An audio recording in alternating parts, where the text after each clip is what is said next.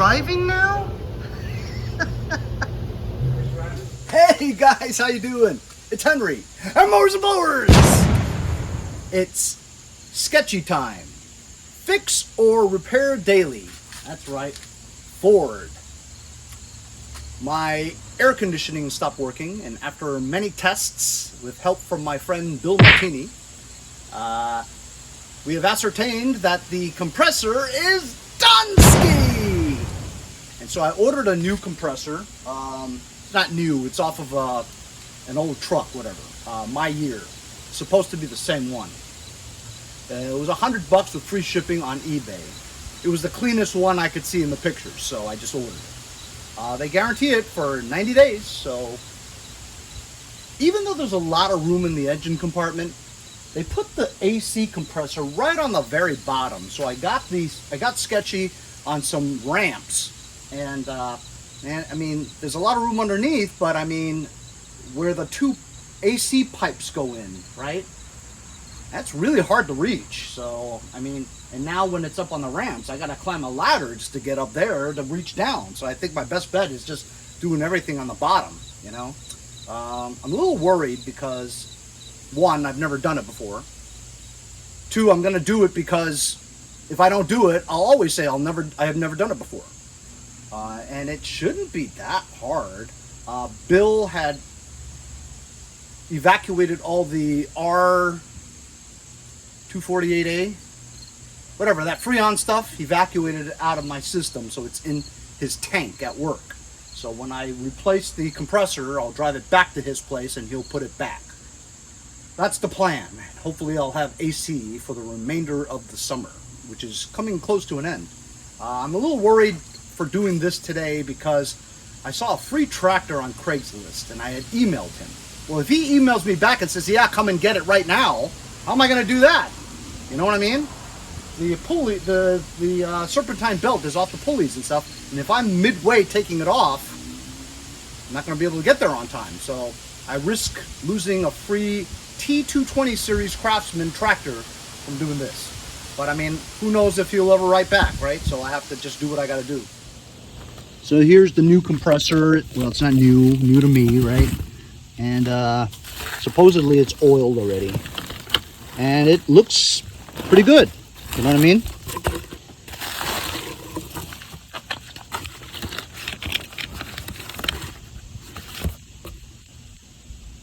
Let's hope it fits okay. Hey, so I'm underneath the car. Loads of fun, yeah. So here's what I'm looking at exactly. There's the AC compressor.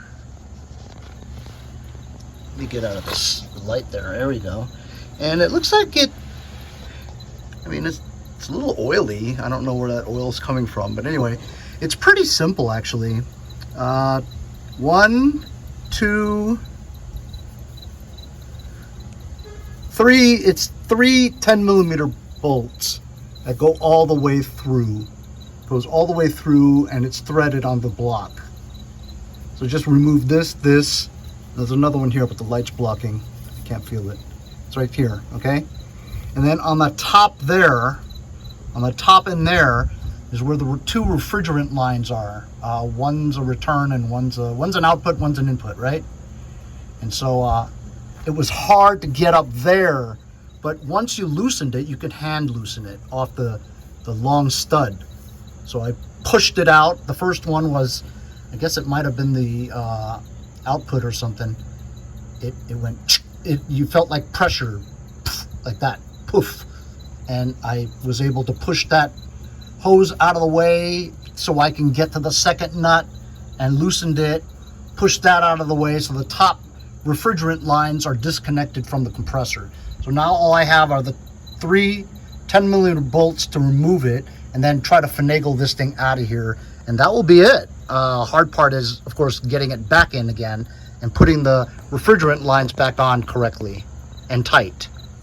So I'm just putting my phone down. I don't know if I'm capturing it or not, but just try to get as much as I can for you guys. Now, I don't know how I'm going to get that one. That one's really up there, you know what I mean?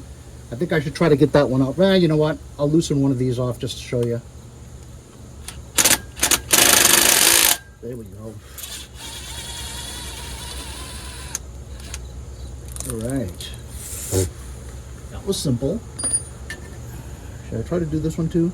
I'm gonna have this one held there while I try to get that one, because that one is,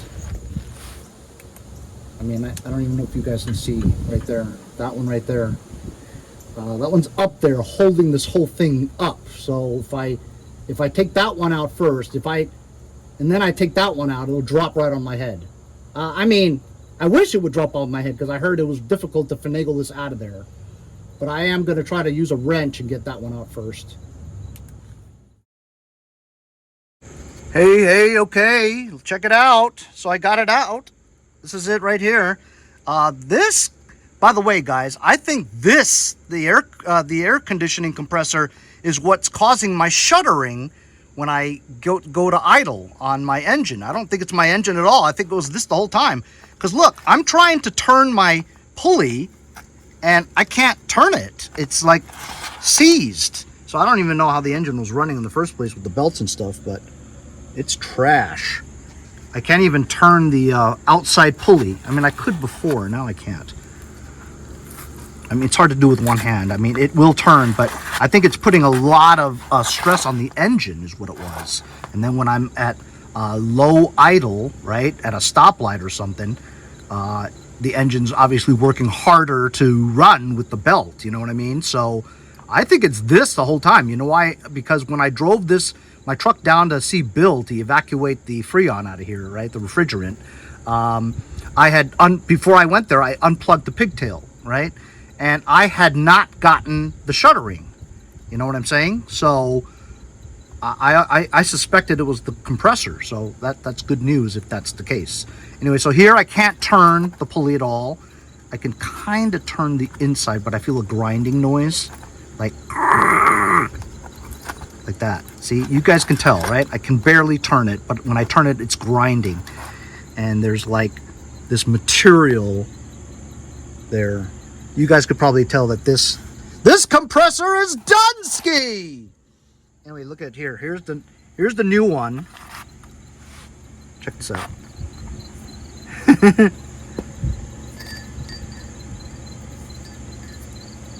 Smoothage.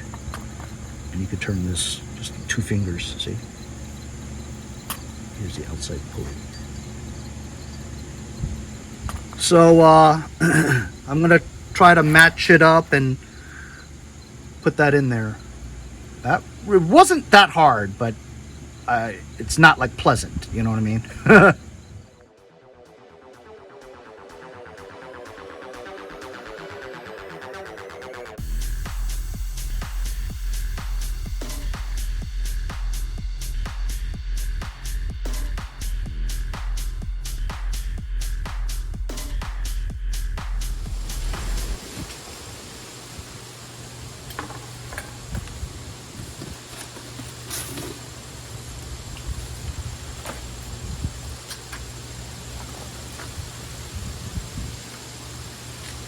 Oh, that sucked. My wife said that there was something on my neck. Is there something on my neck? I don't know. Anyway, it wasn't that hard. It was just the access was really difficult to get the right amount of leverage to really tighten them. I think they're pretty tight. The compressor bolts onto the block is really tight. The hose 2 bolts to put the refrigerant hoses on, the outside I feel pretty confident it's tight. The inner one, pretty tight, but I don't know if it's that tight. Either way, I couldn't turn it anymore. Just wasn't any room, you know what I mean? I mean, how much torque can you get on it like this? You know what I mean? I even took another wrench and went like that. I guess we'll find out if it leaks when I bring this back to Bill and put the refrigerant back in again. But I'm going to tighten the pulley now.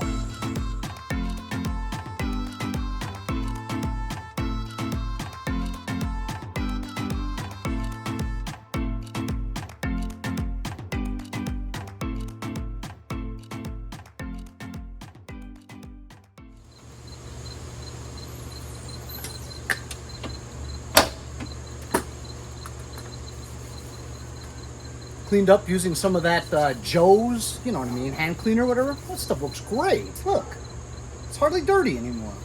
Anyway, use the breaker bar, release the tension, pulley, slip the belt on, make sure everything is routed correctly.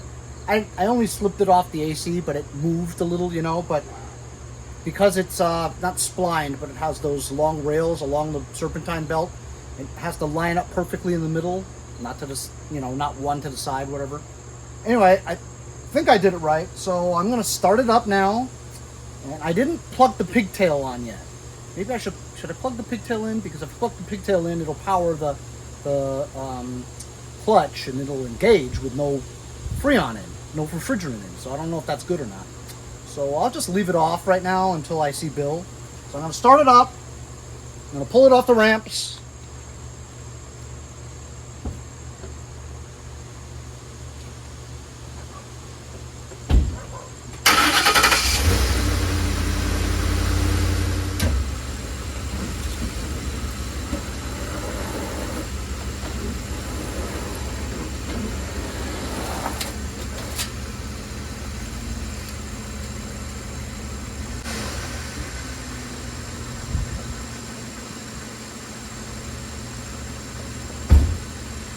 Sounds pretty smooth.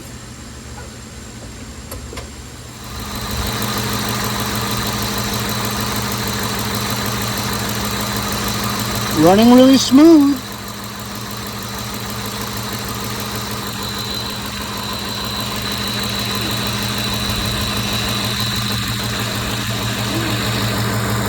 Here's the AC. As you can see, the clutch is not moving unless there's refrigerant in the system and when I turn on the AC power. But that wouldn't happen because I didn't plug in the pigtail. I don't want any chances of it turning the clutch with no refrigerant in it, you know?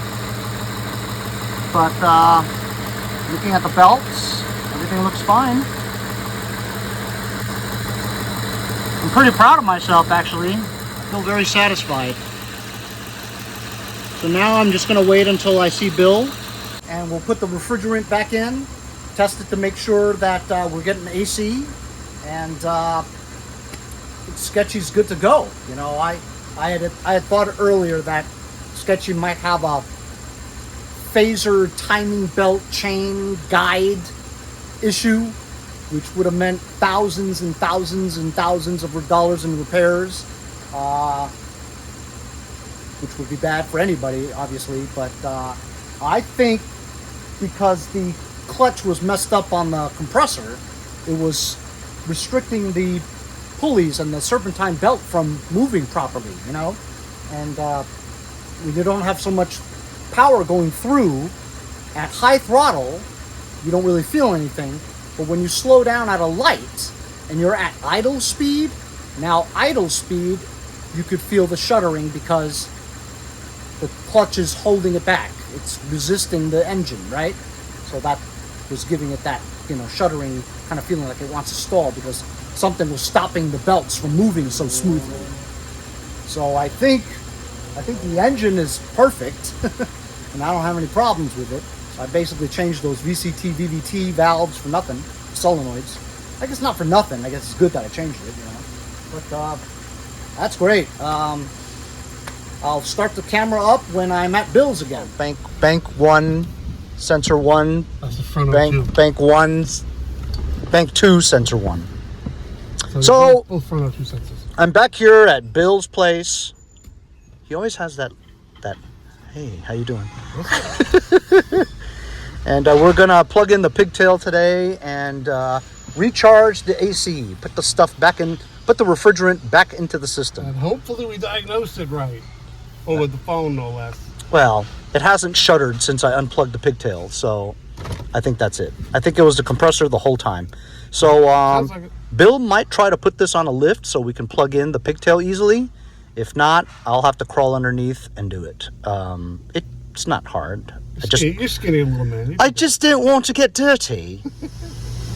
You know, Bill's in a very precarious position right now. I could kick him in the balls like 100 times and he wouldn't be able to do a thing about it. I could just go like this all day.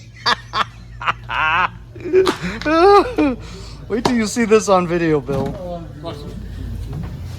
So it was 3 bolts to put the compressor on. Yeah, it wasn't bad. Not bad at all. It was just they had a couple of dowel pins on it to let you the locating dowel pins to let you get. And I tell you, the bolts came out really easily, but they didn't go in as easy.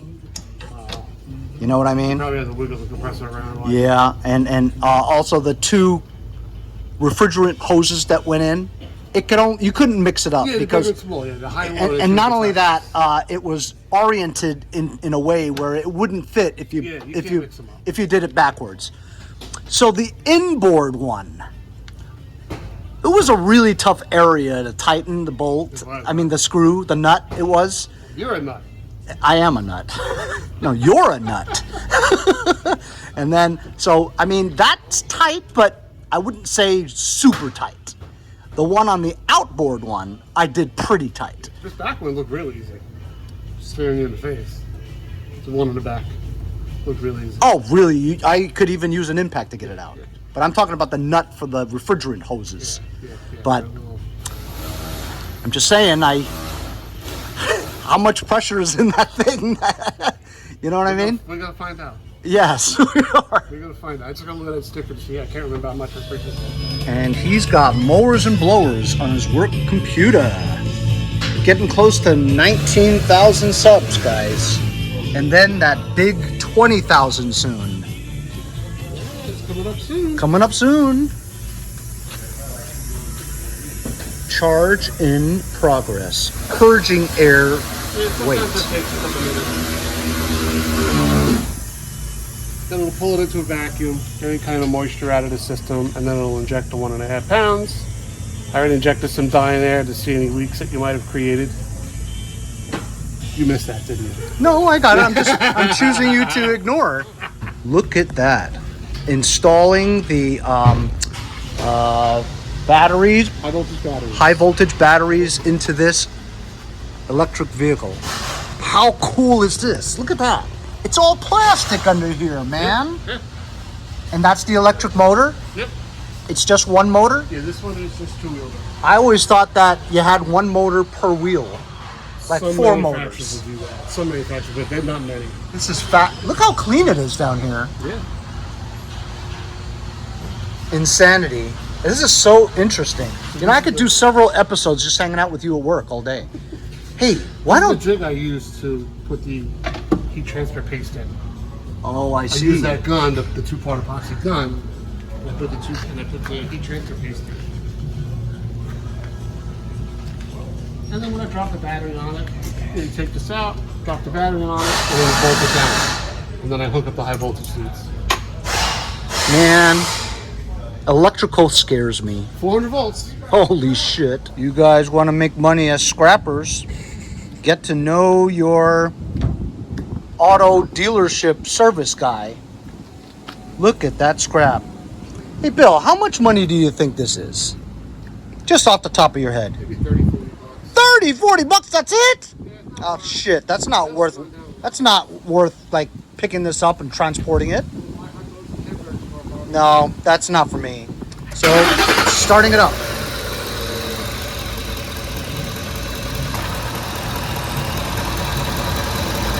Where is it? Oh, there it is, see? AC clutch is spinning.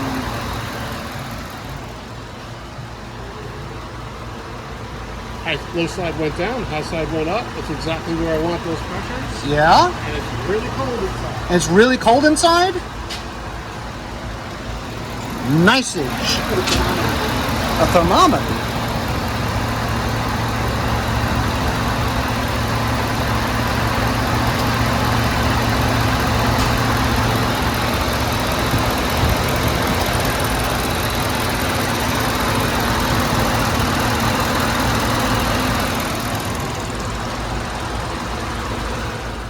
It is freezing in my car. 40. Wow, 42 degrees? Oh, jeez. It's never been this cold in my car before. Sweet. You did an awesome job. Nice. Under that car, I was looking, I checked everything out, everything looked perfect. I'm 100% happy, and it's nice and cold inside the car. Thanks, You're Bill. gonna be happy. Really appreciate your help, buddy. So that was it. I'm on my way home now, and I'm freezing. It's really cold in the truck. I'm stoked. I gotta thank my buddy Bill for helping me out with this, you know, evacuating my system and then recharging it again after I replaced the compressor.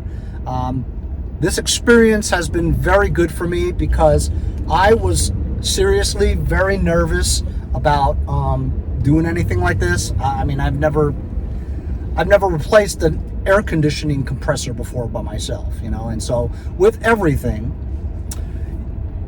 when it's out of your element and you've never done it before, you feel like it's very intimidating and you're afraid to do it. And so once I did it though, I was like, I mean, yeah, it sucked. You guys saw, I was like black all over. It was a very dirty job, right? But in essence, it really wasn't very hard to do, you know? So I was glad to be able to have done that myself. I feel like I accomplished something, you know? And without Bill helping me out, this would have cost a lot of money, you know, for the charging and the evacuating and all that stuff.